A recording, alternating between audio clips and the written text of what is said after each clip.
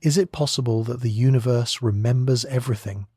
Does every infinitesimal tremor, every fleeting interaction, leave an indelible mark on the tapestry of space-time, a signature that could, in principle, be traced back to its origin? This idea of a cosmos governed by an unbreakable chain of cause and effect has haunted philosophers and scientists for millennia. It is the dream of a perfect clockwork, a universe whose future is already written in the state of its present, if only we were clever enough to read the script. And for a time we believed we were on the verge of deciphering it. We built our temples of science on the bedrock of certainty, on the elegant, predictable laws of motion and gravity laid down by Newton.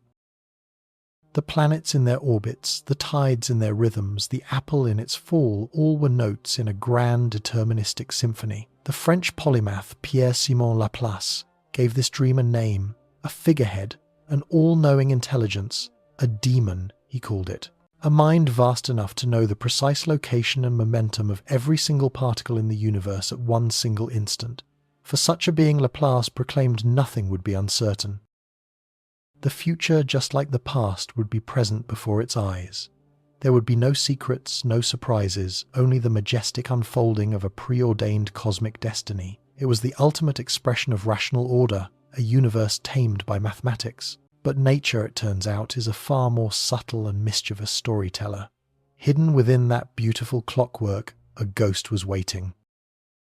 A spectre of unpredictability that revealed itself not in the grand celestial waltz, but in the humble, everyday phenomena we thought we understood. It began with a simple question about the weather posed in the 1,960 seconds by a meteorologist named Edward Lorenz. He was running a primitive computer simulation, a toy model of our atmosphere, trying to predict the patterns of wind and temperature.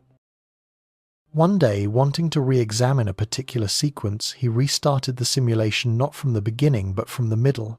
To save time, he manually typed in the numbers from an earlier printout, but he rounded them off just slightly. He entered 0.506 instead of the full, more precise value of 0.506127. A microscopic change, a difference of 1 part in 500,000, an insignificant, irrelevant, infinitesimal rounding error. A computational whisper, a numerical sigh. In the clockwork universe of Newton and Laplace, this should have made no difference. The simulation should have followed the same path, shadowing its predecessor perfectly. But it didn't. At first, the two simulations marched in lockstep, their outputs nearly identical. But then a tiny divergence appeared. A subtle deviation that began to grow, to amplify, to feed back on itself in a cascading rebellion against prediction. Soon the two weather patterns were unrecognizably different. The rounding error, that tiny, insignificant whisper, had not faded away. It had roared into a hurricane of change, completely rewriting the future of his simulated world. Lorenz had stumbled upon a profound and unsettling truth. He had discovered what we now call sensitive dependence on initial conditions. He had discovered chaos. This is the principle that would become immortalized in a beautifully poetic phrase, the butterfly effect.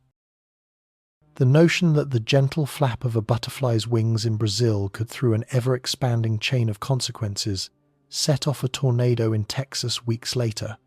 It is not a metaphor for randomness. Far from it. The world of chaos is still perfectly deterministic. Every single collision of air molecules, every transfer of energy follows the established laws of physics with absolute fidelity. The tornado is a direct, logical, and inevitable consequence of the butterfly's flutter. The problem isn't that the universe is random. The problem is that it is infinitely complex. The challenge lies in the initial conditions that first domino. To predict the tornado, you would need to know everything about the butterfly. Not just that it flapped its wings, but the exact angle of that flap, the precise velocity, the infinitesimal effect on the air pressure. You would also need to know the temperature of the air to 10 decimal places, the position of every dust mote, the subtle gravitational pull of the moon. You would need to measure the entire world with an impossible godlike precision. Any measurement short of perfection, any rounding error, no matter how small, and your prediction will eventually inevitably become worthless. Your carefully constructed future will diverge from the true future, spiraling off into a completely different reality. This is the cruel paradox of classical chaos. It presents us with a universe that is in principle perfectly predictable, but in practice fundamentally unknowable. It's a locked room mystery where the key is infinitely small. We see this chaotic dance everywhere once we know to look for it. It's in the turbulent flow of a river where a single pebble can alter the intricate patterns of eddies downstream. It's in the erratic drip of a leaky faucet, a rhythm that seems to have a mind of its own. It's even found in the heavens in the long-term orbits of planets, where tiny gravitational nudges from asteroids over millions of years can create irreducible uncertainty in their ultimate fate. This is a universe balanced on a knife's edge where infinitesimally different presents lead to wildly different futures. Laplace's demon, it seemed, was not just a fantasy of intellect, but a fantasy of information. The dream of perfect prediction was dead, killed by the sheer, overwhelming complexity of a world where the smallest details matter immensely. Yet even in its defeat, the dream held on to one final crucial assumption. It assumed that a perfect measurement, a true initial condition, actually existed to be known in the first place. It clung to the belief that the butterfly's wing, the air molecule, the dust mote, all possessed a single definite position and a single definite momentum at any given time, even if we could never measure them perfectly. The universe at its core was still thought to be solid, certain, real. And that is when we opened a door into a new reality, and the last vestiges of our classical certainty evaporated like mist in the sun. We turned our attention from the vastness of the cosmos to its smallest constituents, to the realm of the atom, the electron, the photon. And there, in the subatomic world, we found a set of rules so bizarre, so contrary to our everyday intuition, that they defy all classical explanation. We found the quantum realm. Down here, the solid, predictable particles of Newton's world dissolve. They become ghostly clouds of probability, shimmering waves of potential. An electron isn't a tiny billiard ball orbiting a nucleus. It is a smear of existence, a wave function that describes the likelihood of finding it here or there, or somewhere else entirely. Before you measure it, it has no definite position. It is in a very real sense in many places at once a state of superposition. It only chooses a location when you force the issue when you perform an observation. The very act of looking at the quantum world changes what you see. It's a universe built not on solid facts but on shimmering possibilities. And this is where we encounter the ultimate barrier to knowledge, a principle so fundamental it acts as a law of nature itself. Werner Heisenberg's uncertainty principle. It states a simple but profoundly world-altering truth: you cannot simultaneously know with perfect accuracy both the position and the momentum of a particle. The more precisely you measure one, the less precisely you can possibly know the other. It's not a limitation of our instruments. You cannot build a better, more sensitive ruler or stopwatch to get around it. It is an inherent, irreducible, fundamental feature of reality. Uncertainty is woven into the very fabric of the cosmos. The universe at its most foundational level is fuzzy. It's as if reality itself is constantly hedging its bets. The solid ground beneath our feet is at its core a frantic, probabilistic foam. The very concept of a single, precise initial condition for a particle, the bedrock assumption of classical physics and chaos theory, simply does not exist. You can never ever know the starting state of a quantum system with perfect certainty, because such a state is not a part of its reality. Einstein famously railed against this, with his legendary declaration that God does not play dice. He could not accept a universe whose fundamental nature was based on chance. But a century of experiments has proven him wrong. The dice are thrown with every quantum interaction with every particle that flickers into being. The quantum world is a place of ghosts and shadows, where particles can be in two places at once, where they can tunnel through impenetrable barriers as if they weren't there, where they can be linked across vast distances by a strange connection we call entanglement. It is a reality so alien that our language forged in the macroscopic world of cause and effect struggles to even describe it. It is the ultimate source of nature's creativity and its stability, the reason atoms don't collapse and the sun continues to shine. But it is a world built on a foundation of pure, unadulterated uncertainty. So now we stand at the edge of a precipice, staring into a conceptual abyss. On one side we have the elegant, deterministic, but exquisitely sensitive world of chaos. A world where the flap of a butterfly's wing can change the destiny of a continent, a world that demands impossible precision to be understood. On the other side, we have the strange probabilistic world of quantum mechanics, a world where nothing is certain until it is measured, where fundamental reality is a cloud of potential, a world that explicitly forbids the very precision that chaos demands. These two great pillars of modern science seem to be in direct, violent contradiction. They describe the same universe, yet they speak in utterly different languages. One tells us that the smallest detail is everything. The other tells us that the smallest details can never be known because they don't truly exist. What happens then when these two worlds collide? What happens when you take a system that is inherently chaotic, like the orbit of a planetoid or the atoms in a turbulent gas, and push it down to the scale where quantum rules take over? This is not a hypothetical question. This is the frontier. This is the realm of quantum chaos. It is the scientific battleground where the two most revolutionary ideas of the 20th century meet a place of breathtaking complexity and profound mystery. What happens to the butterfly effect when the butterfly itself is a quantum ghost, its wings a blur of probability, their position and momentum fundamentally uncertain? Does the sensitivity to initial conditions survive in a world where there are no definite initial conditions? Does the quantum fog smooth out the jagged, chaotic landscape, taming its wild unpredictability and restoring a semblance of order?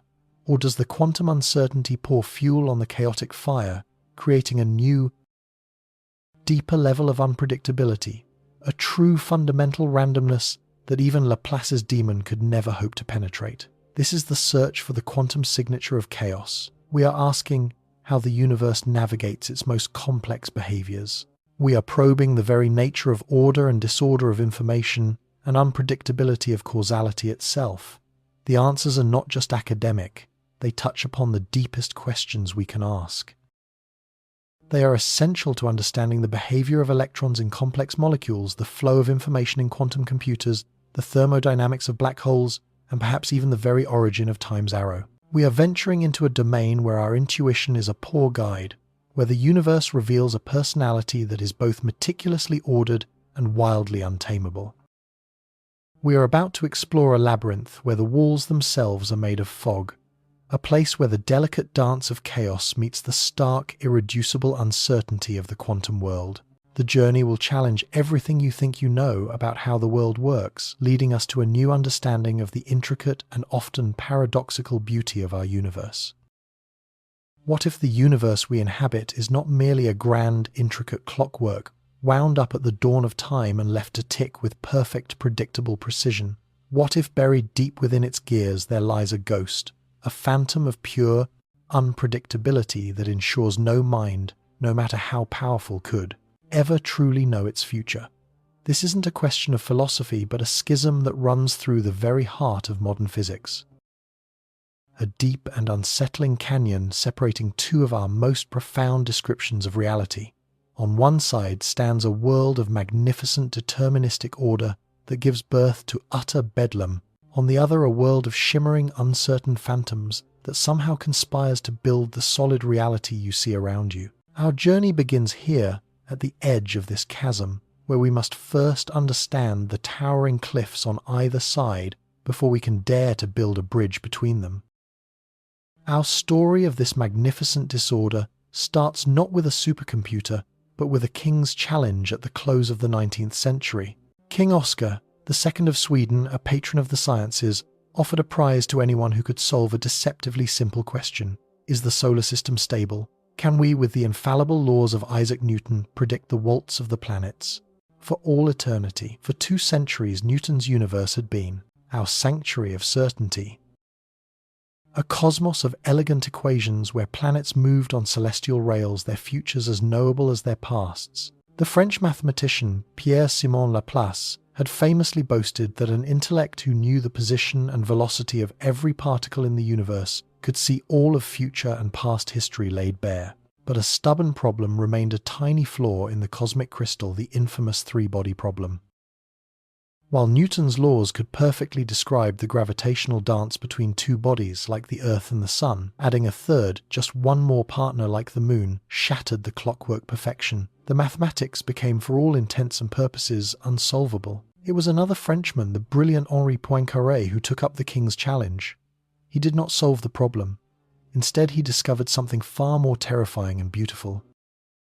As he wrestled with the tangled equations describing those three celestial bodies, he saw that their orbits were not the clean repeating ellipses he expected. They were monstrous, intricate, and wildly sensitive. A minuscule change in a planet's starting position, a difference so small it would be utterly immeasurable, did not lead to a slightly different orbit. It led to a future so radically different, so completely divergent, that it might as well have belonged to another universe entirely.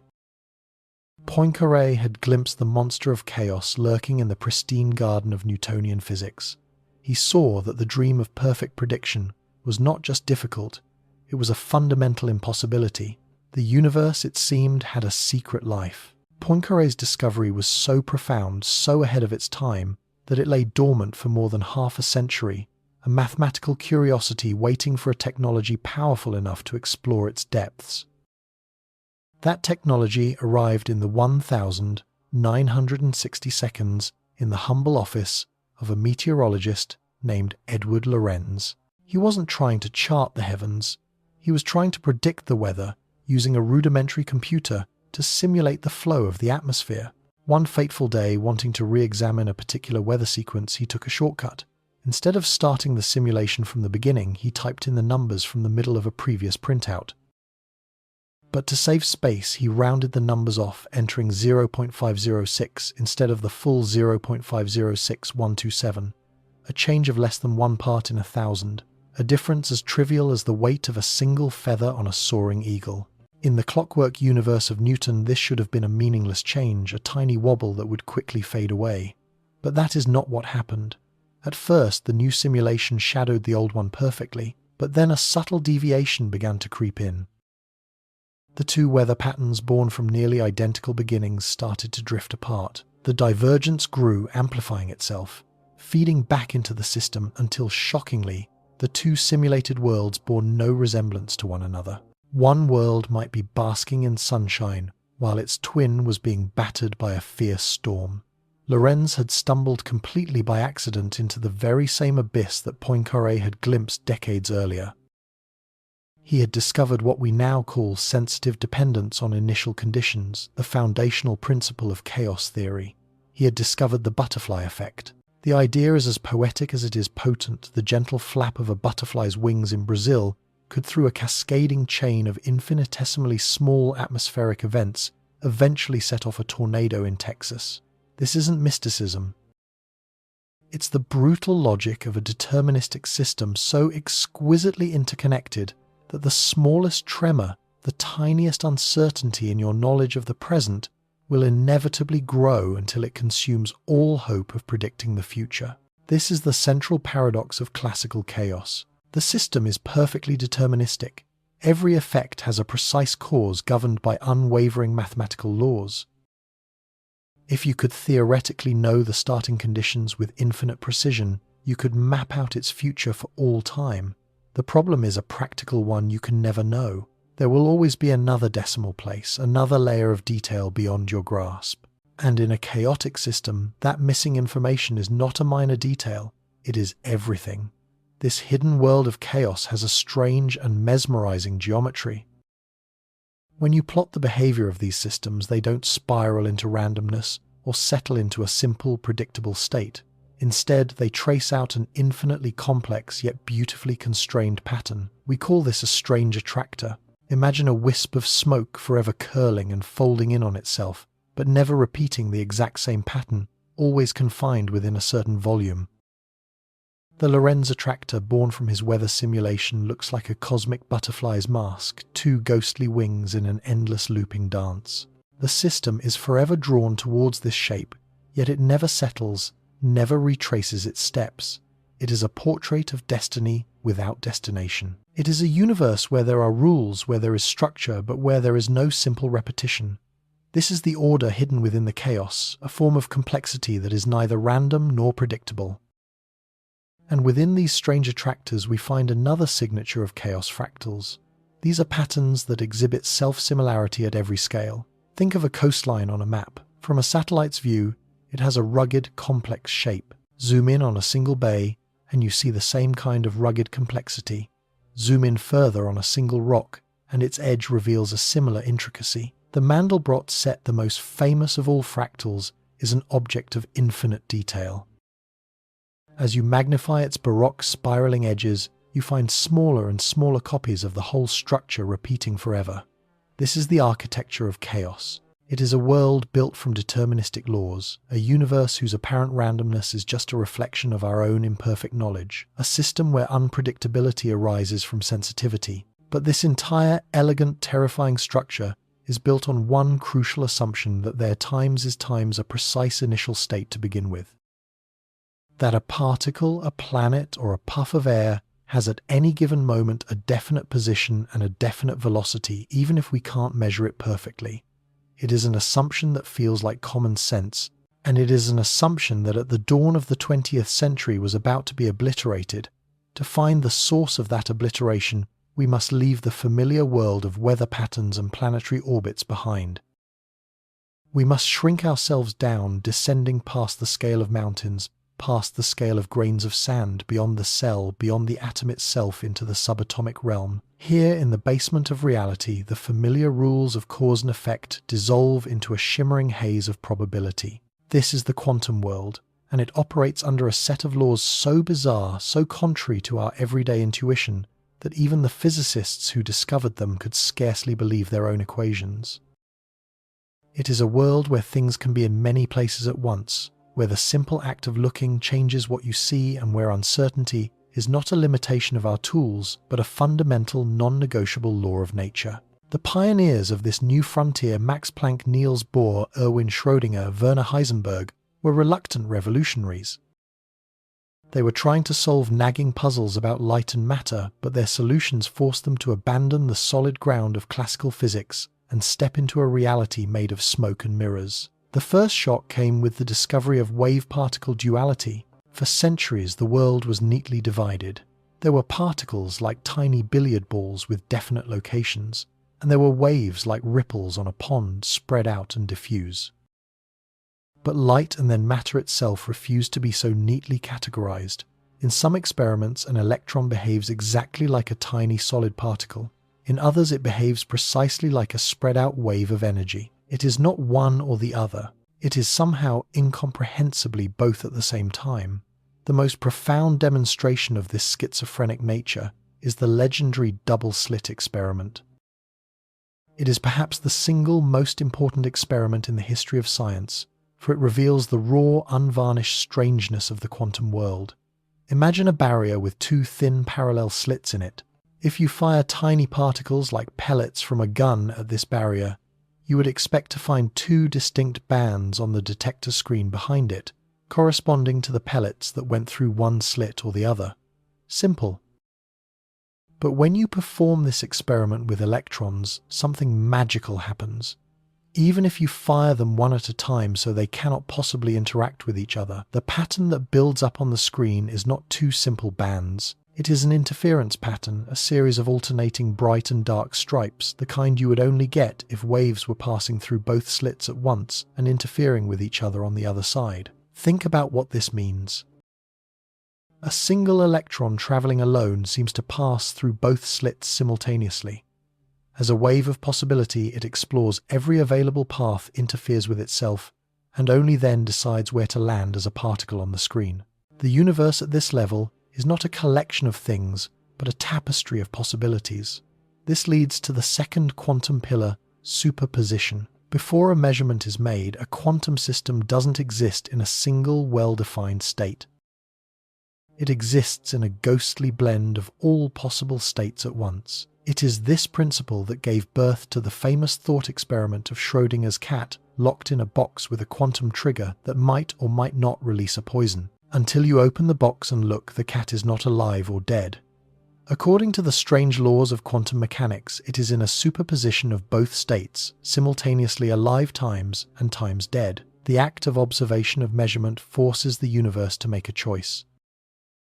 The wave of possibilities collapses into a single concrete reality. We don't merely observe the world. Our interaction with it helps to create it moment by moment. This is a universe fundamentally different from the one Lorenz and Poincaré studied. In their world, a butterfly had a definite position. In the quantum world, an unobserved particle is a cloud of potential positions. And this brings us to the final fatal blow against classical certainty, Heisenberg's uncertainty principle. This is not a suggestion or a theory. It is a bedrock law of our cosmos. Werner Heisenberg realized that there is a fundamental limit to how much we can know about a quantum system. You can measure a particle's position with great precision, but if you do, its momentum becomes wildly uncertain. Conversely, you can measure its momentum with exquisite accuracy, but then its position becomes a complete blur. You can never ever know both simultaneously with perfect certainty. It's tempting to think of this as a measurement problem, that our instruments are too clumsy, that the act of measuring a tiny electron inevitably jostles it and ruins the measurement. But Heisenberg's principle is far deeper, far more profound. The uncertainty is not in our equipment. It is inherent in the particle itself. It is a fundamental property of reality that a particle simply does not times possess. Times a perfectly defined position and a perfectly defined momentum at the same time. The very concept is meaningless. The universe has a built-in, irreducible fuzziness. The dream of Laplace of an all-knowing intellect is not just practically impossible, as chaos theory showed us. Quantum mechanics reveals it to be theoretically, fundamentally, and absolutely impossible. The universe itself does not know its own state with perfect precision. And now we find ourselves standing at the heart of the great conflict, the core mystery that this entire journey is about. We have two towering pillars of modern science, each incredibly successful in its own domain, and they appear to tell us two completely contradictory stories about the nature of reality. On one side, we have classical chaos, a beautiful, intricate theory of deterministic systems whose astonishing unpredictability is born from an exquisite sensitivity to initial conditions. It is a world that times requires times the existence of a precise starting point, even if we can never know it for its foundational concept, the butterfly effect, to have any meaning at all. It needs a specific butterfly at a specific coordinate, flapping its wings with a specific velocity. The very engine of chaos is the amplification of these infinitesimal yet definite details. On the other side, we have quantum mechanics, a theory that describes the bedrock of reality itself. And this theory tells us with unwavering certainty that such precision is a fantasy. It tells us that at the most fundamental level, there is no single specific starting point. There is only a fog of probability, a superposition of states, a world governed by the uncertainty principle. The electron isn't times at times a specific location. It's a wave of potential locations. It doesn't times have times a precise momentum, only a range of possibilities. The very information that chaos theory needs to get started, the infinitely precise initial state, is explicitly forbidden by the laws of quantum mechanics. So how can this be? How can the universe we see, filled with chaotic systems like turbulent water, unpredictable weather, and the intricate orbits of asteroids, possibly emerge from a foundation that is fundamentally uncertain and probabilistic? How can the butterfly effect, which relies on a definite cause, operate in a world where particles exist in a ghostly haze of potentiality until they are measured? If the initial flap of the butterfly's wings is not a single event, but a quantum superposition of flapping and not flapping, then what happens to the tornado in Texas? This is the grand paradox of time quantum chaos. It is a head-on collision between two of our most powerful ideas about the cosmos. One describes a world of intricate deterministic rules that generate unpredictability. The other describes a world where unpredictability is the most fundamental rule of all.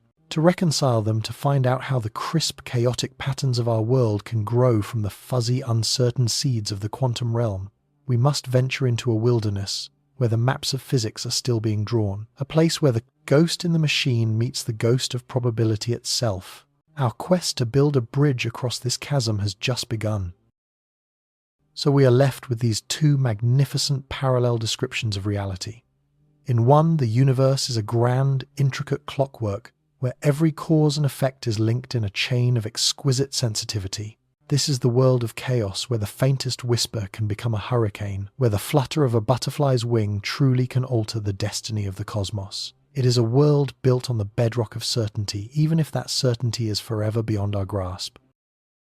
In the other reality is a shimmering fog of possibility, a realm where particles are not points but waves of probability. Here the universe operates not by the rigid laws of trajectory but by the subtle statistical dance of quantum mechanics. This is a world governed by fundamental uncertainty, where the very act of knowing a particle's position makes its momentum unknowable.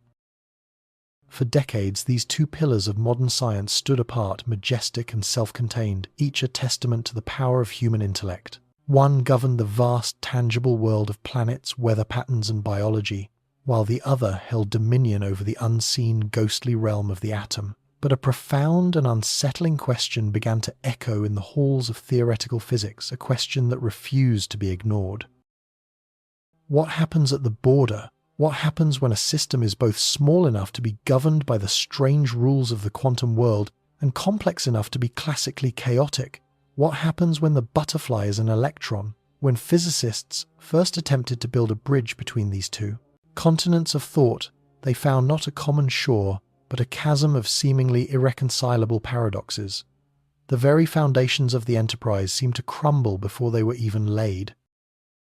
The central problem, the great conceptual wall, was the idea of a path, a trajectory.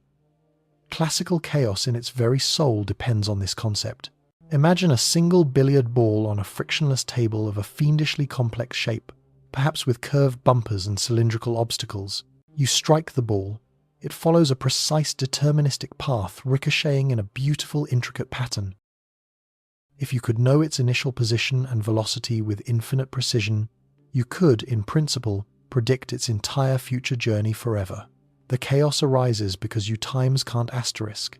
An infinitesimally small change in its starting angle, a difference smaller than an atom, will send it on a wildly divergent course. After just a few bounces, its location becomes utterly unpredictable. Two nearly identical starting points explode into exponentially different futures.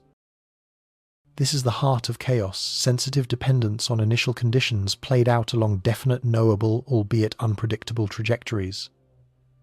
Now take that same system and shrink it down. Replace the billiard ball with a single electron. The world you knew vanishes in a puff of logic. The electron is not a tiny sphere. According to quantum mechanics, it is a wave function, a cloud of potential spread across the entire table. It doesn't have times a single position until you measure it. It doesn't follow a single path. Instead, it explores all possible paths simultaneously. How can you speak of sensitive dependence on initial conditions when there are no precise initial conditions to begin with? How can you map the divergence of trajectories when the very concept of a trajectory has dissolved into a mist of probability? It was a head-on collision of worldviews. Classical chaos demanded precision to generate its magnificent unpredictability. Quantum mechanics, with its uncertainty principle, fundamentally forbade that precision. It seemed as though the quantum world, by its very nature, should be immune to chaos. It was as if the jittery, probabilistic nature of quantum reality would act as a universal smoothing agent, washing away the intricate fractal details of chaos, like a tidal wave erasing a drawing in the sand.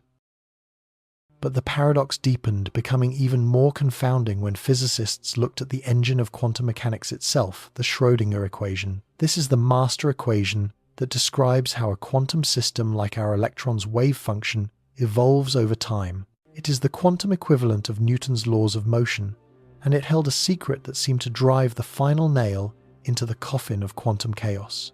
The Schrödinger equation is in mathematical terms perfectly linear. This is a profoundly important yet subtle point. Linearity means that causes and effects are proportional. If you have two different quantum states, two different wave functions, and you add them together, the equation predicts their combined future with perfect fidelity. Small changes to the initial state of the wave function lead to correspondingly small and entirely predictable changes in the final state.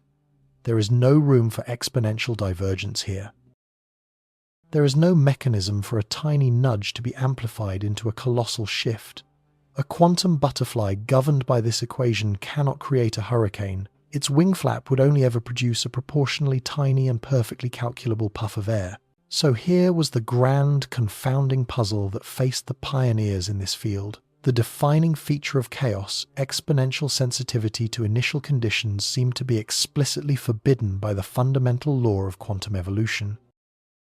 Quantum mechanics, it appeared, was not just ambivalent to chaos, it was actively mathematically hostile to it. The bridge between the two theories seemed impossible to build. Many concluded that the question itself was ill-posed. Perhaps chaos was purely a classical phenomenon, an emergent property of large, complex systems that simply faded away into the smooth, predictable linearity of the quantum world. Perhaps at the most fundamental level, the universe was orderly and predictable, after all its apparent chaos merely an illusion of scale. This idea that the quantum world tames chaos was elegant, it was clean, and for many it was the most likely answer. But science is not a discipline that rests easy on elegant assumptions. It demands evidence. It demands an experiment, even if that experiment can only be performed in the abstract realm of a computer simulation or on the stark landscape of a chalkboard. Physicists needed a laboratory, a crucible, in which to force this confrontation. They needed a system simple enough to be described by the Schrödinger equation, yet complex enough that its classical counterpart would be wildly chaotic. They found it in a deceptively simple idea, a thought experiment brought to life in the burgeoning world of computational physics. They returned to the billiard table, not a physical table of felt and slate, but a mathematical one, a two-dimensional box defined inside a computer. Within this box, they would place a single quantum particle, in reality a wave function. The shape of the box was crucial. If you make the box a simple rectangle or a perfect circle, a classical particle would just bounce around in a stable, repeating, predictable pattern. Its quantum counterpart, the wave function, would also settle into a simple, regular pattern of standing waves, much like the vibrations on a guitar string. This was the quantum world in its orderly, non-chaotic state. But what if you changed the shape of the box? What if you designed a shape specifically to induce chaos? One of the most famous examples became known as the stadium billiard. Imagine a rectangle with its two short ends replaced by semicircles. It looks like a sports stadium or a running track. Classically, this shape is a monster of chaos. A ball set bouncing inside it will never repeat its path. Its trajectory becomes a maddening, unpredictable scribble that will over time cover every region of the table with uniform probability. There are no stable orbits, no comfortable ruts for the ball to fall into. There is only the endless, sensitive dance of pure chaos. This was the perfect arena for the ultimate showdown. Scientists now had their system a single quantum particle, its fate governed by the linear Schrödinger equation, but confined within a boundary whose very shape screamed classical chaos. The question was elemental. What would the particle times do times? What would its wave function look like after it had been allowed to evolve for a while? According to the prevailing wisdom, the answer should have been straightforward. The underlying classical chaos should be irrelevant. The linear nature of the Schrödinger equation, combined with the chaotic shape of the boundary, should have one clear outcome. The wave function representing the probability of finding the particle should spread out and smear itself evenly across the entire stadium. It should become a smooth, featureless sea of probability, a perfect reflection of the fact that the classical particle was equally likely to be found anywhere. There should be no structure, no pattern, no memory of the chaos that generated it. The quantum world, it was predicted, would simply average everything out, erasing the wild unpredictability of its classical cousin. So the simulations were run.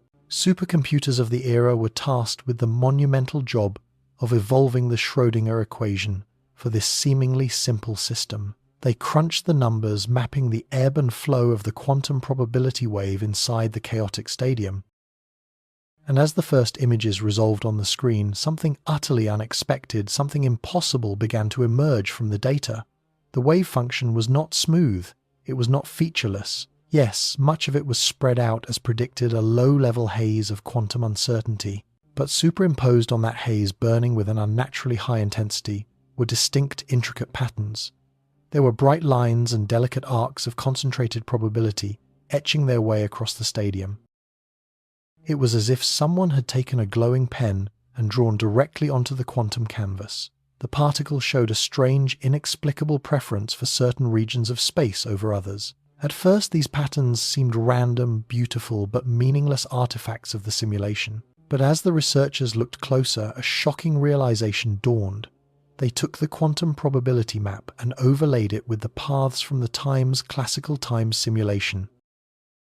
They plotted the trajectories of the classical billiard ball, the very paths that the quantum particle was supposed to ignore, and the glowing patterns in the quantum wave lined up with breathtaking precision with a very special set of classical paths. They were concentrating along the routes of what are known as unstable periodic orbits. Think of these as tightrope walks in the classical world. An unstable periodic orbit is a path that after a few bounces returns exactly to its starting point with its starting velocity. It's a perfect loop, but it is exquisitely unstable. The slightest deviation and the classical particle will fly off this path and never return. It's a path that a real billiard ball would almost never follow. In the classical system, these orbits are like mathematical ghosts. They exist in theory, but are practically invisible, lost in the overwhelming sea of chaotic trajectories. Yet here in the quantum world, it was precisely these ghostly, unstable paths that the particles seemed to remember. The wave function was brighter, the probability of finding the particle was dramatically higher all along these classical tightropes. It was as if the quantum wave, for all its supposed smoothness and linearity, was haunted by the memory of classical chaos. It was as if the ghost of a forbidden journey had been permanently etched into the very fabric of quantum reality. These unexpected luminous concentrations of probability were given a name as evocative as their appearance: quantum scars. A scar is a mark left behind by a past trauma, a memory of a wound, and that is exactly what these patterns appeared to be. The quantum system wasn't classically chaotic, not in the true sense. It couldn't be. The Schrödinger equation prevented it, but it was profoundly, mysteriously, and beautifully time-scarred times by the chaos of its classical counterpart. The discovery of quantum scars was a thunderclap. It completely overturned the simple assumption that quantum mechanics simply washes chaos away. It demonstrated that the relationship was far more subtle, more intricate, and infinitely more interesting than anyone had dared to imagine. Chaos was not erased. It was transmuted. It left behind a subtle, non-classical signature, a quantum fingerprint that could only be explained by acknowledging the deep influence of the world of the butterfly effect. These ghostly trails of probability were the first tangible evidence from the quantum chaotic borderland. They were a clue, a cryptic message sent from a realm where the universe's two great rulebooks were forced to negotiate. The scars didn't resolve the paradox. In many ways, they deepened it. How could a linear equation produce features that so clearly reflected the non-linear dynamics of a chaotic system? What mechanism allowed the quantum wave to feel or remember these unstable classical paths that it should have no knowledge of? It was clear that the influence of chaos was not a simple on or off switch. It operated more like a gravitational field, an invisible force exerted by the classical world that could warp and shape the landscape of quantum probability. The scars were not chaos itself, but the shadow that chaos cast upon the quantum world. Scientists now had their first foothold, a strange and beautiful phenomenon that demanded an explanation. This was not just a computational curiosity. It was a window into a new kind of physics, a place where determinism and probability were locked in a complex and intimate dance. The smooth, predictable evolution mandated by Schrödinger was somehow being imprinted with the ghost of a wilder, more unpredictable reality. The clean separation between the two worlds had been breached. These scars were the first cryptic message from the quantum chaotic frontier. But what did the message say, and how could we learn to read this strange new language, a language written not in letters, but in the shimmering ethereal ink of probability itself? The search for a Rosetta Stone, a key to deciphering the whispers of chaos in the quantum machine, had truly begun. And so we found ourselves at a profound impasse. a schism not of matter or energy but of understanding itself. On one shore, the familiar, elegant yet terrifying world of classical chaos, where the faintest whisper, the beat of a butterfly's wing, could escalate into a hurricane of cosmic consequence. On the other, the pristine clockwork universe of the quantum, governed by Schrödinger's equation, an engine of pure linear predictability. The equation contains no mechanism for the kind of exponential divergence that defines chaos. It simply evolves a perfect wave of probability from one moment to the next with mathematical inevitability. For decades, this chasm seemed unbridgeable. How could the universe be built upon the bedrock of quantum predictability, yet give rise to the unpredictable fury of a classical storm? The search for a quantum butterfly had led us into a conceptual fog. We were hunting for a creature in a forest where by all the known laws of that forest it simply could not exist. The very language of chaos, built on precise trajectories and sensitive dependence, seemed to dissolve into the hazy, probabilistic mist of the quantum world. A particle doesn't have a single path to be sensitive about. It exists as a cloud of potential, a wave of possibilities. The breakthrough, when it finally arrived, was not a sudden flash of insight, but a slow, paradigm-shifting turn. It was the quiet realization that we had been asking the wrong question all along. We were searching for chaos times within times, the quantum system trying to find that same wild, untamable beast that rampaged through the classical world. But what if chaos wasn't a resident of the quantum realm? What if instead it was a ghost, a spectral fingerprint left behind? What if the true quest was not to find chaos itself, but to find the enduring times, shadow times, that classical chaos casts upon the quantum world that underlies it? This changed everything.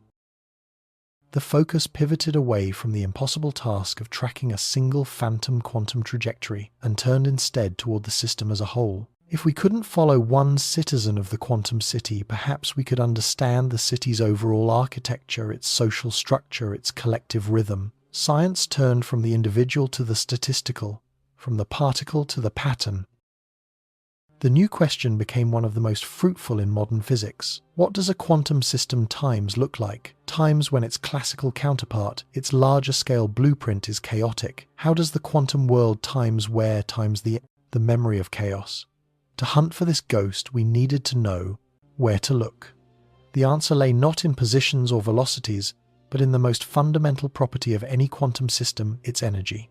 In the quantum world, energy is not a smooth, continuous quantity. It is quantized, existing only in discrete, specific levels, like the permitted notes on a cosmic guitar string or the specific rungs on an infinitely tall ladder. A simple regular classical system, like a perfectly circular drum, produces a quantum energy spectrum that is itself simple and regular. The energy levels, the notes it can play, are harmonic, orderly, and predictable, like a musical scale. You can predict the next rung on the ladder because there is a clear repeating pattern to their spacing. So what happens when you take a system that is classically chaotic? Imagine not a circular drum but a stadium billiard table, a shape notoriously chaotic where a ball's path becomes utterly unpredictable after only a few bounces. What happens when you shrink that stadium down to the atomic scale and ask what quantum notes times can play? What are the allowed energy levels for a single particle trapped within its chaotic walls? The initial intuitive guess was simple. If the classical motion is a disordered mess, then the quantum energy levels should be a disordered mess too. They should be completely random, scattered without rhyme or reason. Think of it like throwing darts at a board. In a regular system, the darts of energy land in a neat, orderly pattern. For a chaotic system, the expectation was that they would be scattered completely at random, as if thrown blindfolded. Statistically, this kind of pure randomness is described by something called a Poisson distribution. It implies that the location of one energy level has absolutely no influence on the location of any other. Each rung on the ladder is placed without any knowledge of the rungs above or below it. It was a reasonable hypothesis, a direct translation of classical disorder into quantum language, and it was completely spectacularly wrong. When physicists ran the first complex simulations calculating the energy spectra of these quantum chaotic systems, they did not find the expected static of a random Poissonian pattern. they found something far stranger, something that sent shivers down the spine of the physics community. The energy levels were not randomly scattered. They were interacting. They were communicating. Specifically, they exhibited a phenomenon known as level repulsion. The energy levels acted as if they were actively avoiding one another. It was almost impossible to find two levels very close together. They pushed each other apart, maintaining a kind of statistical personal space. This was not random. This was a hidden, sophisticated order lurking beneath the surface of apparent chaos. The rungs on the energy ladder were not placed independently. The placement of one rung profoundly influenced the probabilities of where the next could be. It was a pattern, a universal signature that cried out for an explanation. Where did this mysterious anti-clustering behavior come from? The system was classically chaotic, meaning it should have no discernible long-range order. Yet here, in its most fundamental quantum properties, was a deep structural grammar. The universe was whispering a secret, and the search for the key to translating it led physicists to a completely different, seemingly unrelated corner of science. The answer came not from the study of quantum mechanics or chaos theory, but from the dense, intimidating heart of nuclear physics. In the 1950 seconds, the brilliant physicist Eugene Wigner was grappling with the monstrous complexity of heavy atomic nuclei like uranium. These nuclei are a seething swarm of hundreds of protons and neutrons, all interacting with one another in ways so complicated that calculating their exact behavior was and remains impossible. To make sense of their energy spectra, Wigner had a revolutionary idea. He suggested that we forget the details entirely, forget which specific proton is interacting with which neutron. Instead, he proposed modeling the nucleus's Hamiltonian, the very operator that determines its energy levels, as a giant matrix filled with random numbers. This was the birth of random matrix theory, or RMT. It sounds like an act of desperation, replacing the beautiful, precise laws of physics with a roll of the dice, but it was an act of profound genius. Wigner discovered that the statistical properties of the energy levels predicted by these giant random matrices did not depend on the specific random numbers you put in them. As long as the matrices obeyed certain fundamental symmetries of nature, they all produced the exact same statistical patterns. And chief among these patterns was a prediction of strong level repulsion. The mathematics born from these matrices of pure chance predicted that the energy levels should actively shun one another, precisely the behavior that was being discovered in simulations of simple quantum chaotic systems decades later. The connection was electrifying. It was like finding an ancient Sumerian cuneiform tablet that perfectly described the rules of modern chess. Two completely different fields of inquiry, one studying the impossibly complex hearts of atoms, and the other studying the idealized behavior of a single particle in a chaotic container, had stumbled upon the exact same universal law. The fingerprint of quantum chaos had been found, and its name was random matrix theory. The bizarre statistical dance of the energy levels in a quantum stadium billiard was identical to the statistical dance of the energy levels in a uranium nucleus. This was the turning point. Quantum chaos, the phenomenon, was not about quantum systems times becoming times chaotic in the classical sense. It was about quantum systems whose classical analogues are chaotic, exhibiting a universal statistical behavior in their energy spectra, a behavior that perfectly matches the predictions of random matrix theory. The chaos of the classical world doesn't manifest as unpredictable trajectories in the quantum world. Instead, it forces the system's fundamental frequencies, its very energy levels, to organize themselves according to this deep, strange, and beautiful statistical rule. The butterfly effect doesn't vanish. It is sublimated. It transforms from a drama about individual paths into a symphony of collective properties. Think of a crowded room filled with people who are all strangers. Their individual paths are chaotic and unpredictable as they mill about. This is the classical picture. Now imagine they are all social introverts who try to maintain a comfortable distance from everyone else. You still can't predict any single person's path, but you can predict with incredible accuracy the statistical distribution of the spaces between them. You'll find very few people clustered tightly together. This social repulsion is the analogy for level repulsion. Random matrix theory is the mathematical formalism that describes this emergent social structure of energy levels, a structure that is forced into existence by the underlying classical chaos. The implications were and are staggering. This discovery of a universal fingerprint meant that we now had a concrete mathematical test for quantum chaos. You could hand a physicist a list of energy levels from any system, whether a real atomic nucleus, a tiny semiconductor quantum dot, or a computer simulation. Without knowing anything else about the system, they could analyze the statistics of those levels. If the spacing followed the characteristic patterns of RMT, they could declare with confidence that the system's classical counterpart was chaotic. The ghost had been rendered visible. We had found its DNA. This principle of universality is one of the deepest ideas in all of science. It suggests that some behaviors of complex systems are independent of the microscopic details of those systems.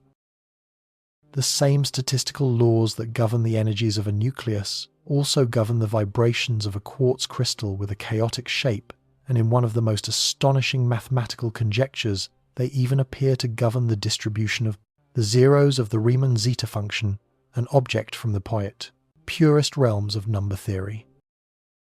It hints that quantum chaos is a manifestation of a fundamental mathematical truth about complexity itself, a law that transcends any single branch of physics or mathematics. We had traded one kind of knowledge for another. In the classical world of chaos, we have the illusion of determinism. We know the equations, but we are defeated by sensitivity. We lose the ability to predict the future. In the quantum world, we surrender the very concept of a single trajectory from the start. But in its place for systems that are classically chaotic, we gain a new and powerful kind of predictability. We gain the absolute certainty of the statistical collective. We cannot know the fate of a single quantum wave, but we can know with unwavering precision the universal laws that govern the entire ocean. We had found the echo of the butterfly's wing. It wasn't a tempest in the path of a single electron. It was a subtle but persistent pressure exerted on the entire energy landscape of the universe. A pressure that forces order, spacing, and structure into what should have been pure randomness. The signature of chaos is paradoxically a form of order, a statistical tapestry woven with the threads of unpredictability. But this discovery, as monumental as it was, only deepened the mystery. We had found the shadow of chaos, its statistical skeleton. We understood the collective behavior, the rules of the crowd. Yet a tantalizing question remained hanging in the air. Is this statistical ghost all that is left? Are there no other remnants of the old classical world? The classical system was filled with an infinity of chaotic trajectories, but it also contained rare, unstable pathways where the motion was simple and periodic islands of regularity in a sea of chaos. Does any trace of these special orderly paths survive the transition into the quantum realm? Can we find not just the ghost of chaos in general, but the specific phantom of a single classical orbit somehow etched into the very fabric of the quantum wave function? Could there be, against all odds, scars of that lost classical world, visible only if we knew exactly where and how to look? The search for the statistical signature was over. The hunt for the quantum scar was about to begin, and so the paradox deepens, leaving us at the edge of an intellectual chasm. We have seen the ghost of the butterfly, its familiar chaotic wings fluttering within the rigid mathematics of the quantum world, a world that by its very nature should have smothered that butterfly at birth. The correspondence principle, that trusted bridge between the large and the small, appears to crumble right where the currents of chaos run strongest. We are left with a profound and unsettling question. If the quantum realm forbids the very foundation of chaos to that infinite sensitivity to the starting point, then what is this phantom we are chasing? What is this spectre of unpredictability that haunts the atom wearing the mask of chaos, yet speaking the language of probability? The answer, it turns out, is not a simple decree from one theory over the other. It is not a victory for either classical determinism or quantum uncertainty. Instead, the answer is a messy, violent, and astonishingly fast negotiation that happens in the shadows, a process that forges the very reality we experience moment by moment. To understand this, we must pull back the curtain on the most pervasive yet least appreciated force in the universe. It is not a fundamental force like gravity or electromagnetism, but an interaction so constant, so intimate, that it defines the boundary between the world you know and the shimmering, ghostly realm of pure potential that underpins it. We must now confront the universe's great secret agent, its tireless enforcer of the classical status quo. We must talk about decoherence. Quantum coherence is the heart of all quantum weirdness.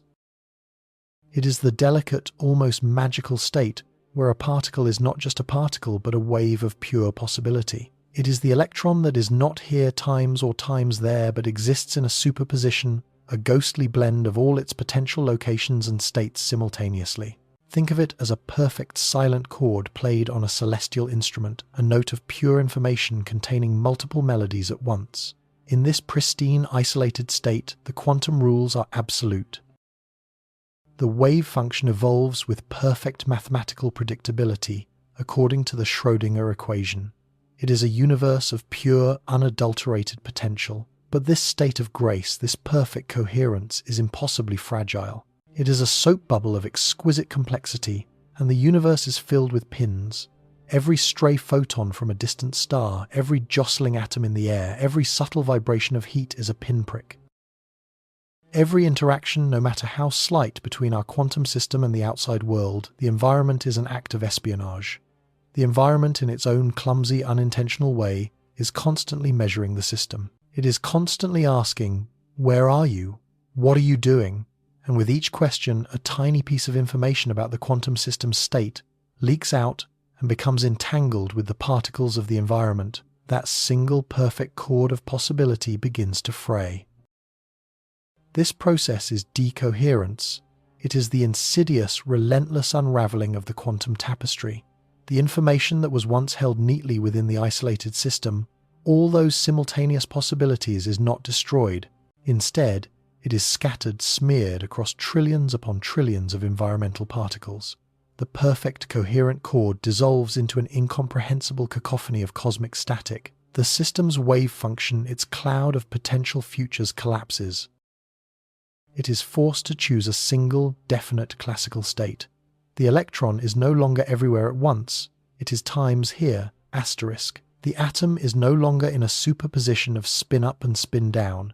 It is decisively times up, asterisk. The quantum weirdness, the superposition, and entanglement that define its inner life has been effectively erased, smoothed over by the constant noisy chatter of the universe. This is how our solid, predictable classical world emerges from the ethereal quantum foam. It's not that quantum mechanics turns off for large objects. It's that large objects are so intimately connected to their environment, so relentlessly measured by every particle they touch, that they decohere almost instantaneously. You yourself are a quantum system of unimaginable complexity, but you are constantly interacting with the air you breathe, the light that hits your skin, the floor beneath your feet. You are being measured countless times every nanosecond, forcing your trillions of atoms into definite classical states. Your quantum nature is suppressed, washed away by a perpetual storm of decoherence. You are classical because the universe simply won't let you be anything else.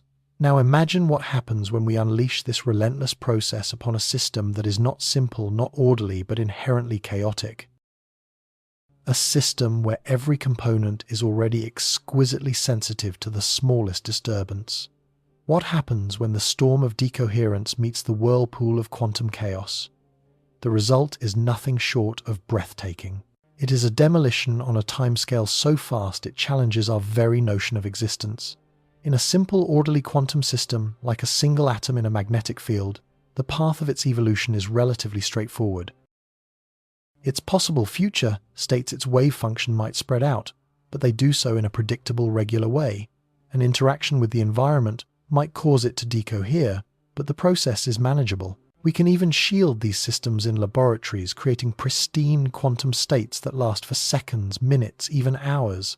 But a chaotic system is a different beast entirely. Its quantum wave function is not a simple spreading wave. It is an infinitely complex, fractal-like structure, a seething maelstrom of interfering possibilities that fills its available phase space in the most intricate way imaginable. It is a quantum state that is by its very nature a monument to sensitivity. It is the butterfly effect written into the very fabric of probability. When the environment interacts with this times kind of system, the effect is not a gentle nudge, it is a catastrophic collapse. Because the chaotic system's wave function is spread so thinly and complexly across so many possibilities, it presents an enormous target for the environment to hit. A single stray photon doesn't just bump one possible future. Its influence ripples exponentially through the entire chaotic structure. The classical butterfly effect told us a butterfly's wing beat in Brazil could set off a tornado in Texas over weeks. The quantum version, amplified by decoherence, is infinitely more violent and immediate. A single thermal phonon jostling our chaotic quantum system can cause its entire intricate web of possibilities to collapse into a single classical reality in a femtosecond. The rate of decoherence, the speed at which a system loses its quantumness, is not just fast in a chaotic system, it becomes exponentially faster. It's the difference between a single crack spreading slowly across a pane of glass and the instantaneous explosive shattering of a crystal goblet struck at its resonant frequency. The very chaos that makes the system so interesting also makes it hyper-susceptible to the universe's classical policing. It creates a quantum state so delicate, so exquisitely complex, that it can barely exist at all before the environment ruthlessly tears it apart. This gives us a crucial and perhaps disappointing answer to why we do not see quantum chaos in our everyday world. These strange, beautiful, and terrifying quantum states, these scarred wave functions, these probability clouds twisted by the ghost of a strange attractor, are the most ephemeral creations in the cosmos. They exist for time periods so short they are difficult to comprehend, perhaps for only 10, -15 seconds, or even less. They are born and annihilated in the darkness between the ticks of an atomic clock. The classical world emerges from the quantum not just because of decoherence, but because chaotic systems times accelerate times decoherence to an unbelievable degree. They are potent engines for generating classical reality. The universe, it seems, has a powerful immune response to chaos in its quantum heartlands. It isolates targets and destroys it with surgical precision, leaving behind only the simple, predictable classical residue that we can easily understand. This realization was a watershed moment for physicists. The dream of finding a large, stable quantum system that directly mirrors the behavior of a chaotic classical system was likely just that, a dream. The bridge of correspondence doesn't just crack under the strain of chaos, it is vaporized by the blowtorch of decoherence. The two realms are kept separate by a furiously patrolled border, a frontier where quantum complexity is met with overwhelming environmental force. But this revelation, as profound as it is, only leads us to an even deeper, more frustrating complication. It ensnares us in the ultimate scientific trap, a paradox woven into the very act of knowing. We have established that the environment is constantly observing, constantly measuring, and in doing so destroying quantum coherence. But what are we the scientists, if not a part of that environment? When we design an experiment to probe the heart of quantum chaos, to witness these fleeting states, what are we actually doing? We are preparing a measurement. We are pointing our detectors, our amplifiers, our oscilloscopes at this delicate quantum dance, hoping to catch a glimpse. And in that very act, we become the ultimate agent of decoherence. Our measurement is not a passive glance through a window. In quantum mechanics, to measure is to interfere. It is an act of profound intrusion. To see the position of an electron, we must bounce a photon off it. That photon imparts energy and momentum, irrevocably altering the electron's state. We learn where it was times, but in doing so, we change where it is times and where it will ever be. We cannot know the state of a quantum system without fundamentally changing that state.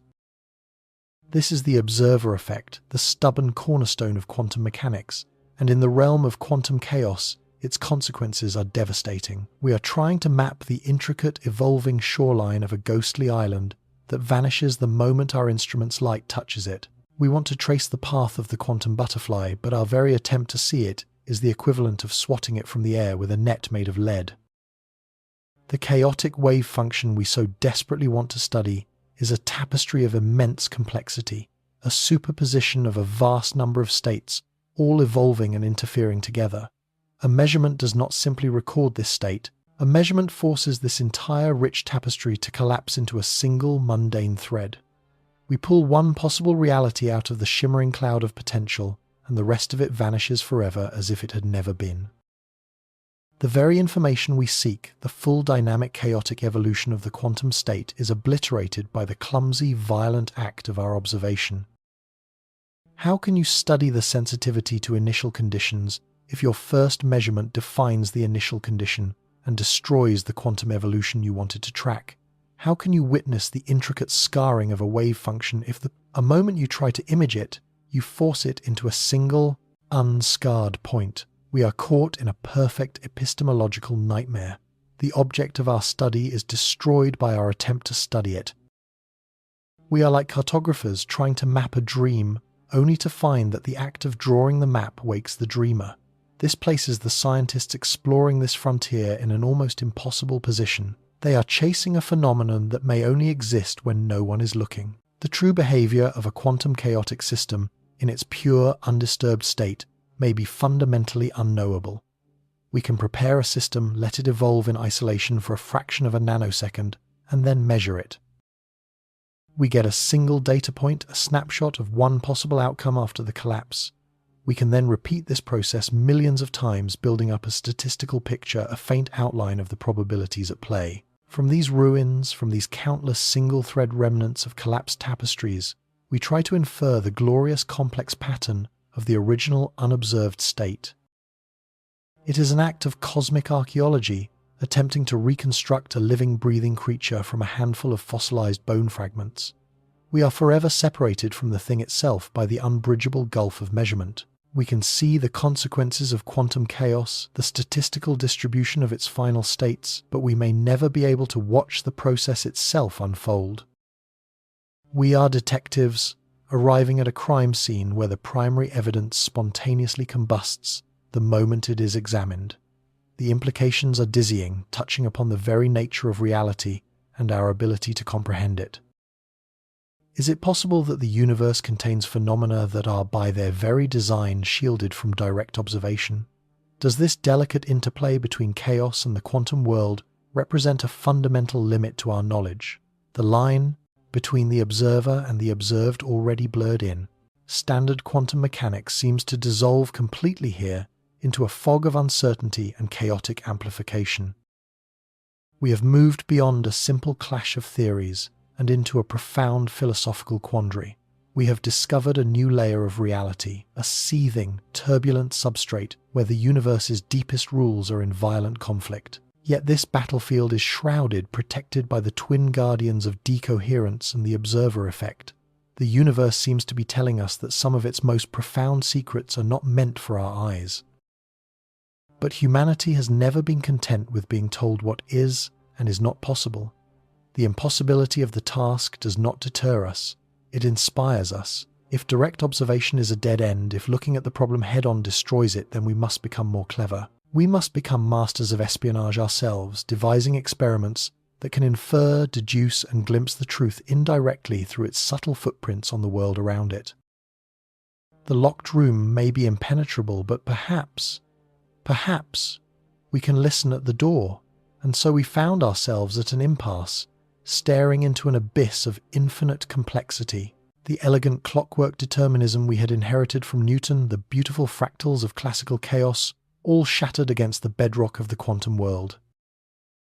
The search for a single predictable path for that one electron's definitive future had led us into a fog of uncertainty, a realm where our most trusted maps were useless. It was a moment of profound crisis in physics, a point where it seemed the universe might be at its most fundamental level forever, beyond our comprehension. We had reached the wall, but it is precisely at such walls, in the face of such impossible paradoxes, that the human mind makes its most daring leaps. The breakthrough, when it came, did not arrive by finding a way to climb the wall or to smash through it. It came from the radical realization that we had been asking the wrong question all along. We had been obsessed with the individual, the single particle, the one trajectory. It was an inheritance from our classical way of thinking, a desire to pinpoint one destiny in the cosmic ocean. Quantum chaos forced us to abandon this fixation, to let go of the lonely soloist, and instead learn to listen to the entire orchestra. If the future of a single quantum state was unknowable, what about the collective behavior of times, all times possible states? What if the secret wasn't in the note but in the symphony? This shift in perspective was nothing less than a revolution. We stopped chasing the ghost of a single answer and began searching for the spirit of the whole system. The new approach was to treat the bewildering complexity not as an obstacle but as a resource. We would use the tools of statistics, the science of crowds and averages, to find order not in prediction but in pattern. The key that unlocked this new understanding came from a completely unexpected direction, forged decades earlier in the fires of nuclear physics. In the 1950 seconds, the physicist Eugene Wigner was wrestling with a similarly monstrous problem: the energy levels within a heavy atomic nucleus like uranium. Imagine the nucleus not as a simple collection of protons and neutrons, but as a seething, chaotic ball of almost 100 interacting particles all bound together by the strongest force in nature. Trying to calculate the exact energy of any one state was a Herculean task, computationally impossible.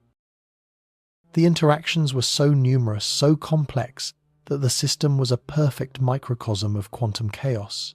Wigner, in a stroke of genius, decided to abandon the specifics. He suggested that perhaps we didn't need to know the intricate details of the nuclear forces. Instead, he proposed a breathtakingly bold idea. What if you modeled the nucleus's Hamiltonian, the mathematical operator that describes its total energy as a giant matrix filled with random numbers? This was the birth of random matrix theory, or RMT. It sounds like an act of surrender, like replacing the intricate blueprint of a cathedral with a random scribble. But buried within this randomness was a deeper, more subtle kind of order. Wigner and his contemporaries discovered that while the individual energy levels were unpredictable, their time-spacing times was not. The gaps between them, the rhythm of their arrangement, followed a very specific universal statistical law. The energy levels seemed to know about each other. They actively repelled one another, avoiding being too close together, as if engaged in a strange and silent dance. This level repulsion was the telltale signature, the fingerprint of chaos imprinted on the quantum world. For years, random matrix theory remained a powerful but esoteric tool, a specialist instrument for the arcane world of nuclear structure. Its true universe-altering significance was yet to be realized. The pivotal moment came when physicists studying quantum chaos took Wigner's strange random matrices and applied them to their own maddening problems.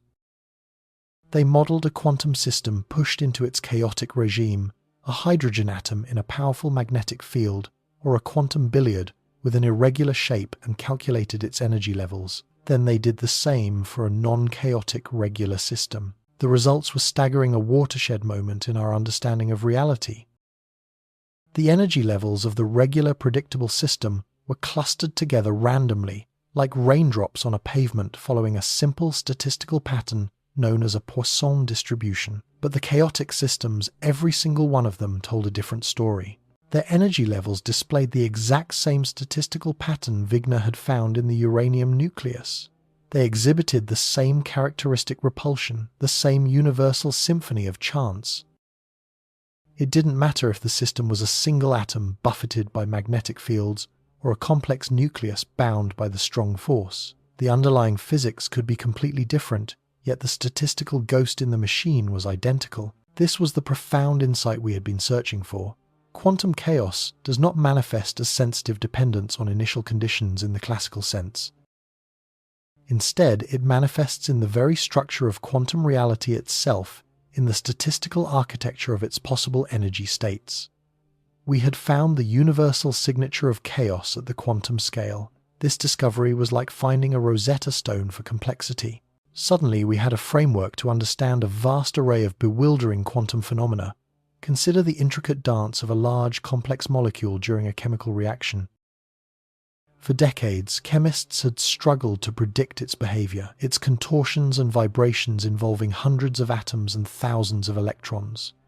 It was a problem of intractable complexity, a perfect example of quantum chaos. But with the lens of random matrix theory, the problem transformed. While predicting the exact reaction pathway remained impossible, we could now accurately describe the statistical properties of its vibrational states, predicting reaction rates and energy distributions with astonishing accuracy.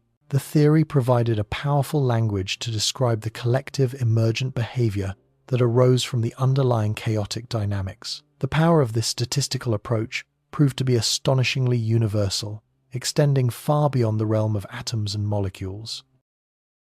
It appeared in the conductance of tiny electronic devices known as quantum dots, where the flow of electrons through these artificial atoms showed the telltale signatures of RMT. It emerged in the study of condensed matter physics, helping to explain the properties of disordered materials and the complex behavior of electrons in a crystal lattice. From the heart of a nucleus to the chip in a semiconductor, the same mathematical principles held true. It was as if the universe used a single secret grammar to write the story of its most complex interactions. We had traded the dream of a perfect deterministic narrative for the far more powerful reality of a universal statistical law, a law that governs the behavior of any sufficiently complex interacting quantum system. We had learned to read the rhythm of chaos. And then this new understanding of chaos at the smallest scales propelled us toward one of the largest and most enigmatic objects in the cosmos, the black hole. For decades, black holes represented the ultimate paradox, a place where our two great theories of reality, general relativity and quantum mechanics, collide and break down. A central mystery posed famously by Stephen Hawking was the information paradox. If you throw something into a black hole, a book, an encyclopedia containing all the knowledge of humanity, is the information it contains destroyed forever? Quantum mechanics insists that information can never be truly lost. Yet, according to Hawking's initial calculations, a black hole evaporates over immense timescales, leaving behind only a featureless thermal haze of Hawking radiation. The information, it seemed, was gone. This puzzle tormented physicists for nearly half a century. The resolution which has begun to emerge in recent years is intimately tied to the principles of quantum chaos. Theorists now believe that a black hole is perhaps the most chaotic system possible in our universe. When information falls past the event horizon, it doesn't just sit there. It is scrambled with terrifying speed, smeared across the entire horizon through chaotic quantum interactions. Imagine dropping a single speck of ink into a vast, churning ocean.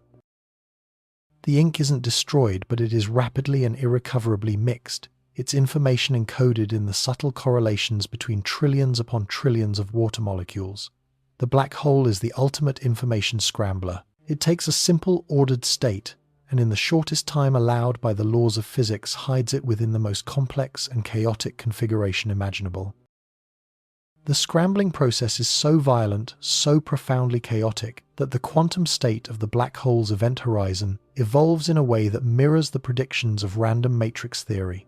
The mathematics that describe the energy levels of a uranium nucleus now appears to describe the quantum jitters of a singularity's edge.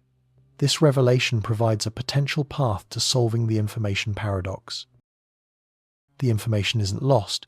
It is simply encoded in the impossibly subtle quantum correlations within the outgoing Hawking radiation. To reconstruct the encyclopedia you threw in, you would need to capture every single particle of radiation emitted over billions of years and perform a quantum computation of unimaginable complexity. For all practical purposes, the information is gone. But in principle, through the lens of quantum chaos, we see that the universe has respected its most fundamental law. The book has not been burned, merely rewritten in the universe's most difficult and chaotic language. From the cosmic horror of a black hole's event horizon, the implications of quantum chaos now bring us back to Earth, to the cusp of our next great technological revolution, the quantum computer.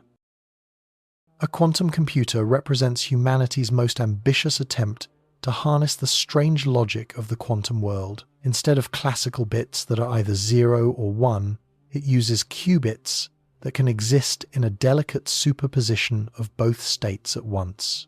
This property in theory allows them to perform calculations far beyond the reach of any conceivable classical supercomputer.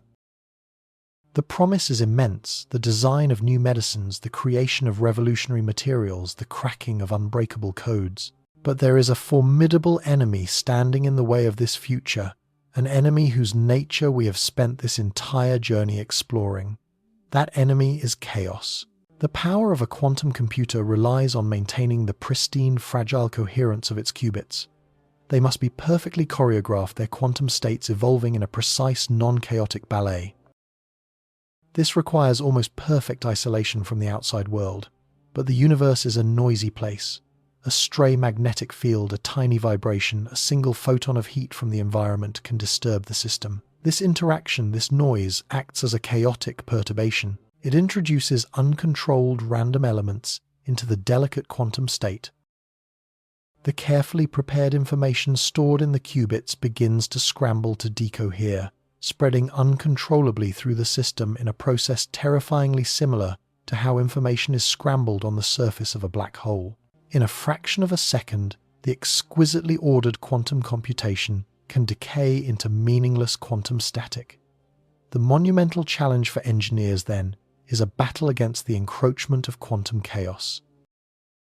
They must design systems that can not only perform computations, but can also actively detect and correct for the errors introduced by this chaotic noise. This field of fault-tolerant quantum computing is one of the most active and crucial areas of modern physics. It relies on a deep understanding of how chaotic interactions propagate and amplify within a quantum system. The very theory that describes the heart of a nucleus and the edge of a black hole is now a vital tool for designing the architecture of our computational future. We must understand the rules of chaos, not to use them, but to defeat them, to build an island of perfect quantum order in the midst of a turbulent universe. Every step forward in quantum computing is a victory hard won in the war against the universe's natural tendency towards chaos. So here we stand at the climax of our search. We began in a world of classical certainty, saw it dissolve into chaotic unpredictability, and then watched that chaos itself crumble before the paradoxes of the quantum. We were lost in a fog searching for a single path, and what we found was something far more profound.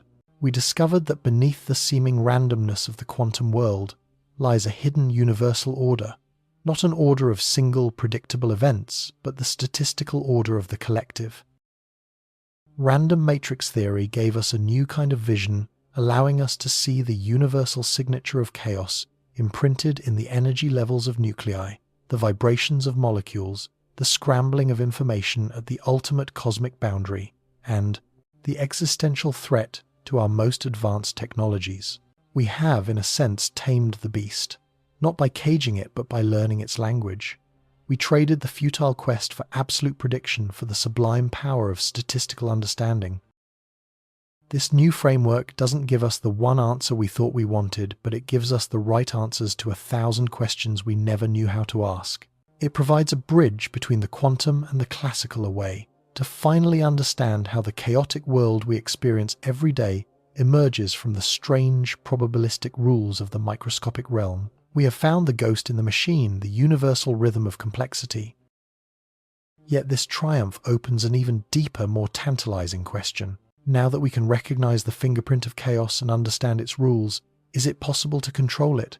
Can we leverage this profound knowledge not just to shield our technology from it, but to harness it, to sculpt it, to create novel states of matter, and perhaps even new laws of physics? The age of discovery is far from over. In fact, it may have only just begun. And so we find ourselves at the edge of an intellectual precipice, looking back at the incredible path we have traveled. It all began with a question, a thought so simple, so poetic, it almost felt like it belonged in a fable rather than a laboratory. Can the flap of a butterfly's wings in Brazil set off a tornado in Texas? This innocent inquiry, born from the mind of Edward Lorenz, as he watched his weather simulations diverge wildly, became the central metaphor for a revolution in AI, science. It was the whisper that heralded the storm of chaos theory, the realization that within the clockwork precision of Newtonian physics there lurked an untamable ghost of unpredictability. For decades we chased that ghost through the macroscopic world, finding its fingerprints on the orbits of asteroids, the currents of our oceans, and the intricate rhythms of a beating heart. We learned that underneath an illusion of simplicity, an infinite fractal complexity was churning a world where the smallest, most insignificant tremor could be amplified into a destiny-altering cataclysm. It was a humbling lesson, a dethroning of the Laplacian dream of a perfectly predictable universe. But even as we grappled with this classical chaos, we knew a deeper mystery waited for us, hidden in a realm where the very concepts of position and momentum dissolve into clouds of probability. We had to take that final vertigo-inducing step down into the quantum world. There, in the subatomic domain, the familiar ghost of chaos seemed to vanish. The neat, sharp-edged fractals and strange attractors that defined classical chaos appeared, smoothed over, washed away by the relentless tide of quantum uncertainty. For a time it seemed that the universe had a built-in firewall, that the pristine wave-like nature of quantum mechanics had somehow tamed the chaotic beast, suppressing its infinite sensitivity. Yet, as we have seen, this was not an erasure but a transformation. Quantum chaos was not an absence of complexity, but a new and far stranger manifestation of it. It was chaos transmuted, reborn in the language of statistics and energy levels. It revealed itself not in diverging trajectories, but in the very fabric of quantum possibility, in the spectral signatures of atoms buzzing under the influence of magnetic fields, in the way their energy states repelled one another, as if governed by a hidden, ghostly force. We discovered that the universe, at its most fundamental level, does not abhor chaos. It merely forces it to play by a new, more subtle set of rules. The butterfly's wing was no longer a single deterministic cause, but had become a metaphor for something far more profound, the inherent irreducible tremor of quantum fluctuation, from which all macroscopic reality must ultimately emerge. Our journey has shown us that the cosmos is not a story of order versus chaos, but a far more intricate narrative about their inescapable creative entanglement. This realization has completely reshaped our understanding of reality itself. We have been forced to abandon the comforting fiction of the cosmic watchmaker, the idea of a universe running on flawless, predictable gears that with enough information we could master completely. In its place, quantum chaos theory offers a vision that is in many ways more daunting, but infinitely more magnificent. It presents us with a universe that is not a machine but a symphony built upon a strange and beautiful tension between deterministic laws, the Schrödinger equation marching ever forward, and the intrinsic fuzziness of the quantum state.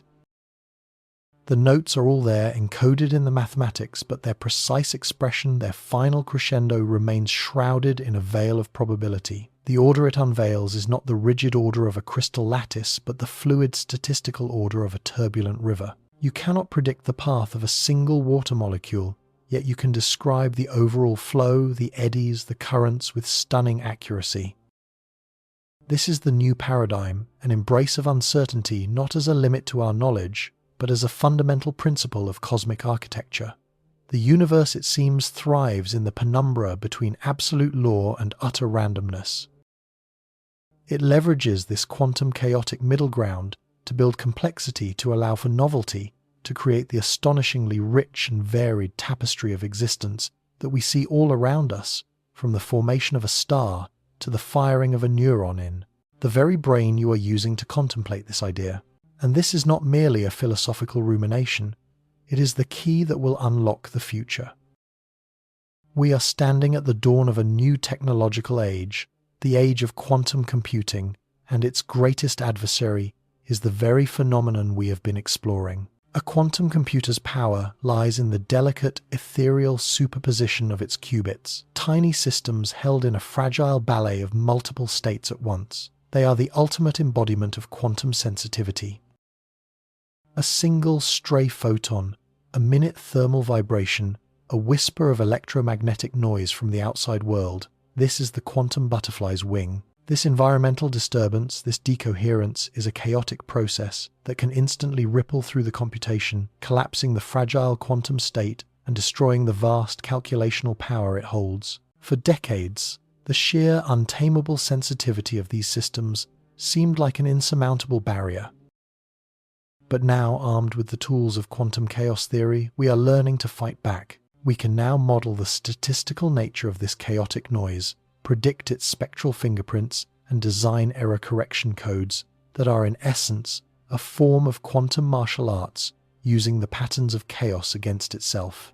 We are learning how to build quantum systems that are not just isolated from the world, but are robust enough to shrug off the chaotic whispers of their environment.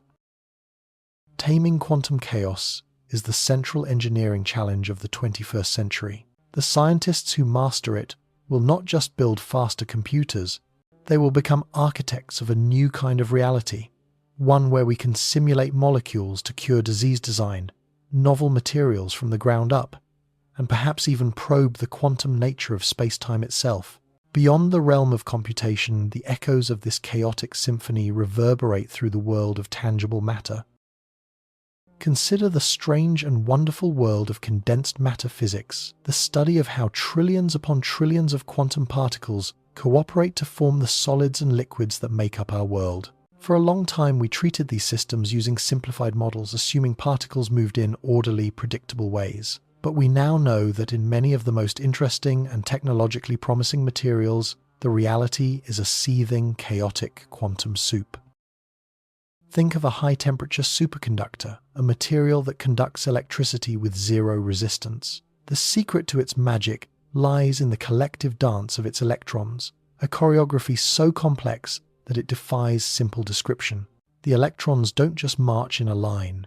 They form fleeting pairs, navigating a labyrinth of atomic nuclei, their quantum wave functions overlapping and interfering in a process rife with chaotic dynamics. Understanding this quantum chaotic dance is essential to our quest to create superconductors that work at room temperature, a discovery that would revolutionize everything from energy grids to transportation. Similarly, in the bizarre world of topological insulators, materials that are insulators on the inside but perfect conductors on their surface, the behavior of electrons at the edge is protected from the chaotic scattering that would normally disrupt their flow. It is as if the material has learned to channel the quantum chaos of its interior to create a perfectly ordered superhighway on its exterior. By mastering the principles of quantum chaos, we can learn to become conductors of this subatomic orchestra, coaxing matter into new and exotic states, creating materials with properties that today sound like science fiction, but which are written into the fundamental grammar of the universe. And yet, for all these world-changing applications, the ultimate promise of quantum chaos theory lies in its power to help us ask the very biggest questions. We must turn our gaze from the microscopic to the cosmic, back to the most extreme and enigmatic environments the universe has to offer, the searing furnace of the Big Bang and the silent, inescapable abyss of a black hole. In the first femtoseconds of creation, the universe was a cauldron of unimaginable energy, a quantum system of supreme density where the four fundamental forces of nature may have been unified. Was this primordial state a perfect uniform sea of energy?